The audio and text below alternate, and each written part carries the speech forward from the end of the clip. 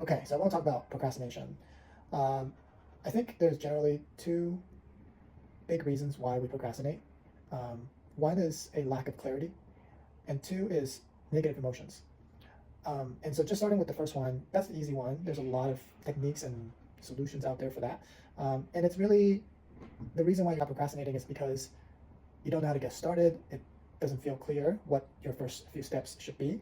Um, and because of that, the friction to acting is a lot higher than we would have liked. And given everything happening in our lives, we ideally want things to be as easy to get started as possible. And this is why people obviously always recommend breaking things down. And I found it to be very helpful myself if I don't feel like working on something, just staring at my goal and taking sometimes even 20, 25 minutes to break it down into five smaller goals that I know how to do, or at least I'm more confident I can figure out how to do, it spurs me into action. So that's the first, which is the reason why we procrastinate is because of a lack of clarity. And the solution is break it down. Okay, but the second reason is what I think is the bigger and often ignored reason, and that's negative emotions. And this makes sense because emotions are difficult, and I don't think many people can do a good job promising to help you with your emotions, and therefore, you know, there's just not really good solutions out there. I actually think this is where Flow Club really thrives, and why it feels like such a magical solution. And it comes down to the check-ins that we do.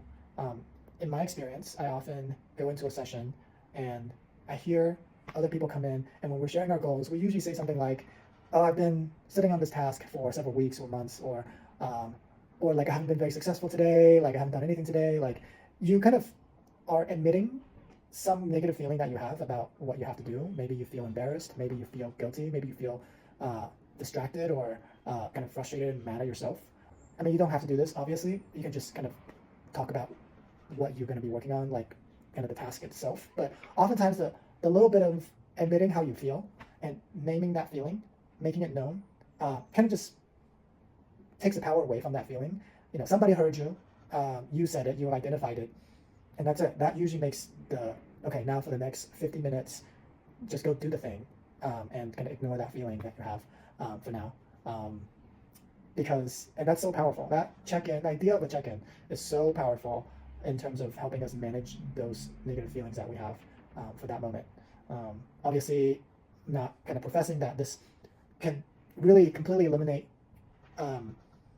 whatever feelings, negative feelings you have, but it does temporarily keeps them at bay enough for you to do something. And and this kind of goes all the way, kind of goes to the other part, which is, if you're familiar with cognitive behavioral therapy, I mean, there's the golden triangle, which is your thoughts and your feelings and your actions, kind of in the triangle. So your actions affect your thoughts, which affects your feelings.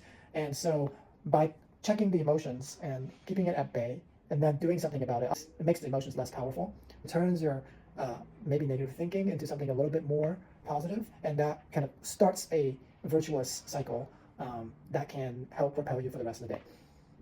Okay, this is all I have to say for today. I have a few more product updates that I'll highlight after this message.